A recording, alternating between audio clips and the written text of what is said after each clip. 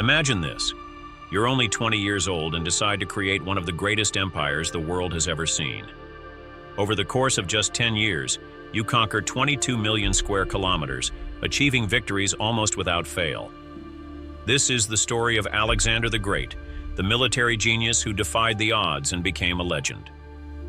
Today we'll explore Alexander the Great's campaigns, his conquests, and how he left an indelible mark on history.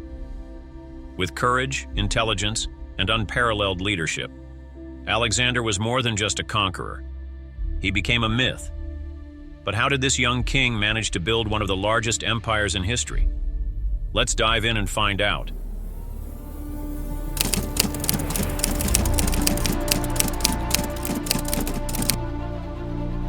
Alexander the Great was born in 356 BCE as the son of King Philip II of Macedonia. From an early age, he was trained to be a king and was tutored by one of the greatest philosophers of all time, Aristotle. Even as a young man, Alexander displayed extraordinary leadership skills. At just 18 years old, he led his army to victory at the Battle of Chaeronea.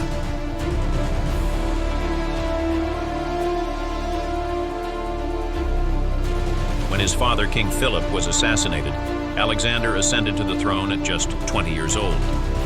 Immediately after taking power, he set his sights on the east, the Persian Empire. At the time, Persia was the most powerful empire in the world. But to Alexander, it was a challenge waiting to be conquered.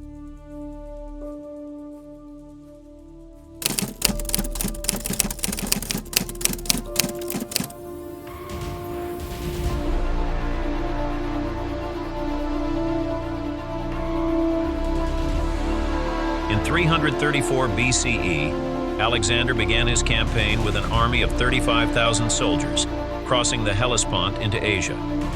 His first major battle was at the Granicus River, where he decisively defeated the Persian forces, gaining control over much of Anatolia. The following year, in 333 BCE, Alexander faced the Persian king Darius III at the Battle of Issus. Though vastly outnumbered, Alexander's strategic brilliance led to a stunning victory. This triumph gave him control of Syria and Egypt, where he founded the famous city of Alexandria. Then came the Battle of Gaugamela in 331 BCE, Alexander's most significant victory. Despite being outnumbered, his army outmaneuvered and crushed the Persian forces. Darius fled the battlefield, leaving the Persian Empire vulnerable. With this victory, cities like Babylon, Susa, and Persepolis fell under Alexander's control.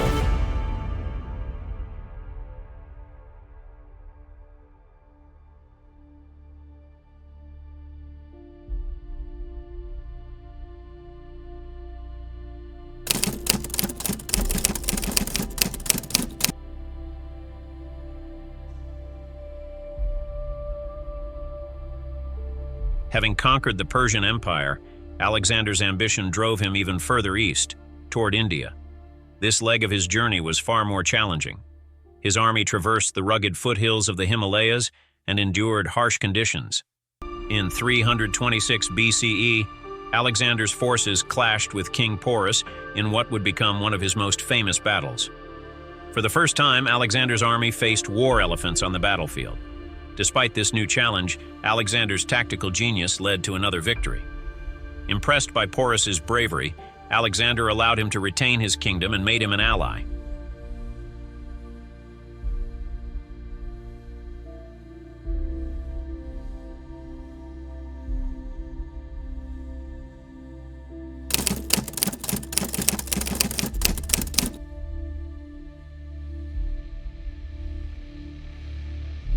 However, Alexander's story wasn't destined to last forever. His army, exhausted by years of constant campaigning, refused to march further. Reluctantly, Alexander turned back and returned to Babylon.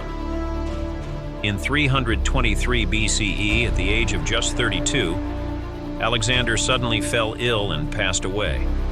To this day, historians debate the cause of his death. Was he poisoned, or did a disease claim his life? We may never know. Alexander's death marked the end of his empire, which soon fragmented among his generals. Yet his legacy endured. The cities he founded, especially Alexandria, became centers of culture and science. By bridging east and west, Alexander created a legacy that reshaped the ancient world and solidified his place in history as one of its greatest leaders.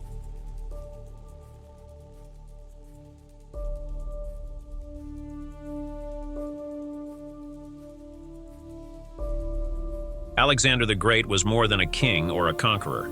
He was a symbol of courage, vision, and leadership. Even today, his story continues to inspire and captivate us. What do you think? Was Alexander a hero, or was he just a relentless warrior? Share your thoughts in the comments below. If you enjoyed this video, don't forget to like, subscribe, and hit the notification bell for more epic stories from history. See you in the next adventure.